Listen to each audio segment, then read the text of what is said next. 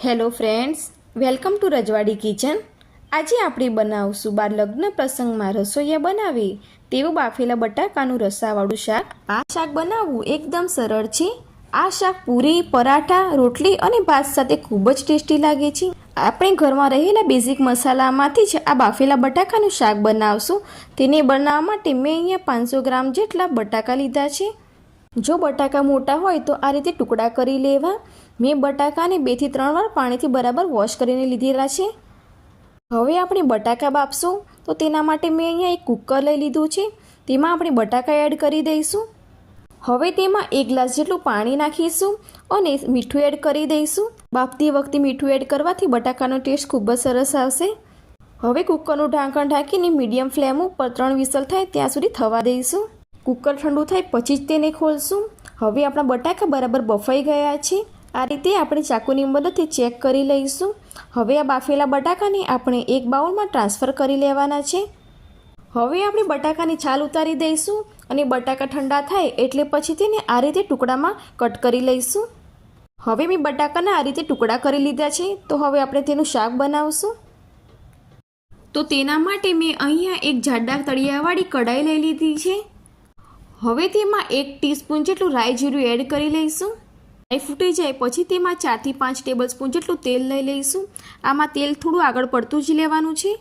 તેમાં 1/4 ટીસ્પૂન જેટલી હિંગ એડ કરી લઈશું। હવે તેમાં આખા મસાલા ઉમેરશું।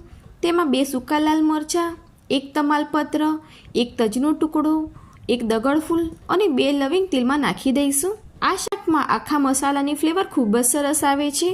મસાલાને તેલમાં આ રીતે ચમચીની મદદથી મિક્સ કરી દઈશું।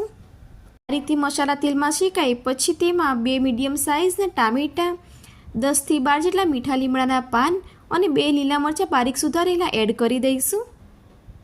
આપણે આમાં લસણ કે ડુંગળીનો ઉપયોગ બિલકુલ નથી કર્યો। આપણે અત્યારે જે તેલમાં ટામેટાં અને મરચાં એડ કર્યા છે તેને ગેસની લો ફ્લેમ ઉપર બરાબર ચમચીની મદદથી હલાવતા રહીશું। તમારે ટામેટાની ગ્રેવી કરવી હોય તો તે એડ કરી શકાય છે, પણ આ રીતે ટામેટાં તમે ચોપ કરીને એડ કરશો તો તેનો ટેસ્ટ ખૂબ જ સરસ આવશે। હવે આ ટામેટાને 4 થી 5 મિનિટ સુધી શેકાવા દઈશું। ત્યાં સુધી આપણે મસાલો રેડી કરીએ। હવે તેમાં 1 ચમચી અથવા તો સ્વાદ મુજબ મીઠું એડ કરી દઈશું। તેમાં અડધી ચમચી જેટલી હળદર એડ કરીશું, 2 ચમચી જેટલું ધાણા જીરું પાવડર અને 1.5 ચમચી જેટલું લાલ કાશ્મીરી મરચું એડ કરી દઈશું। કાશ્મીરી મરચું પાવડર એડ કરવાથી શાકનો કલર ખૂબ જ સરસ આવે છે।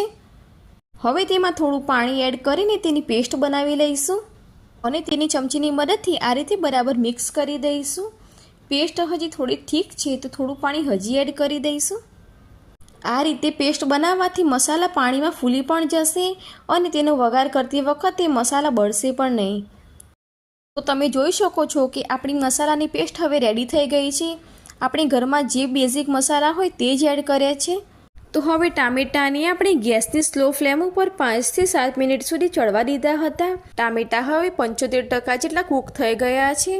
તો હવે આપણે જે પેસ્ટ તૈયાર કરી છે મસાલાની તે હવે એડ કરી દઈશું અને તેને ચમચીની મદદથી બરાબર મિક્સ કરી દઈશું, જેના કારણે મસાલો નીચે ચોંટે નહીં।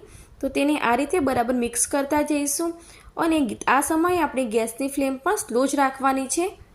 તો હવે 2 મિનિટ થઈ ગઈ છે અને તમે જોઈ શકો છો કે આપણા શાકમાંથી તેલ છૂટું પડી ગયું છે અને મસાલામાં જે પાણીનો ભાગ હતો તે પણ બળી ગયો છે અને શાકની ગ્રેવીમાંથી બબલ પણ થવા લાગ્યા છે, એટલે કે હવે આપણી ગ્રેવી રેડી થઈ ગઈ છે। તો તમે જોઈ શકો છો કે આપણે આ રીતે ટામેટાં અને મસાલાને કૂક થવા દઈશું અને આ રીતે તેલ ઉપર આવી જશે તો જ શાકનો ટેસ્ટ સારો આવશે। હવે આપણે તેમાં જે બટાકા સુધારીને રાખ્યા હતા સાઈડમાં તે એડ કરી દેવાના છે।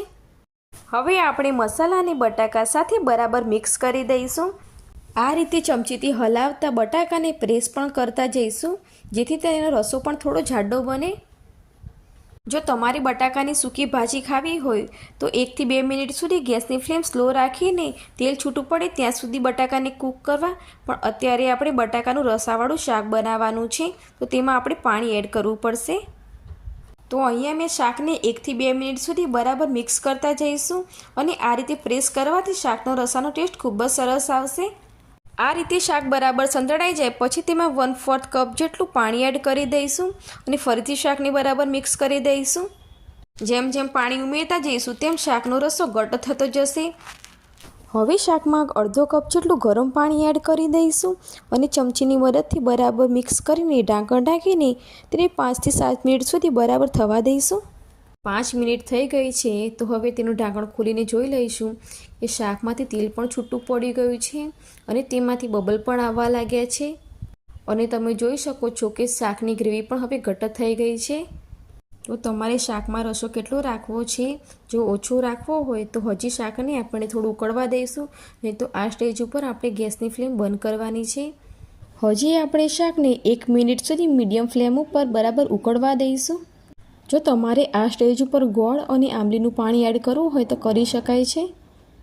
આપણું શાક હવે તૈયાર થઈ ગયું છે તો હવે તેમાં ઉપરથી કોથમીર ભભરાવી દઈશું અને તેને સર્વ કરી દઈશું. આ શાક જેમ ઠંડુ થતું જશે તેમ ઘટ્ટ થતું જશે.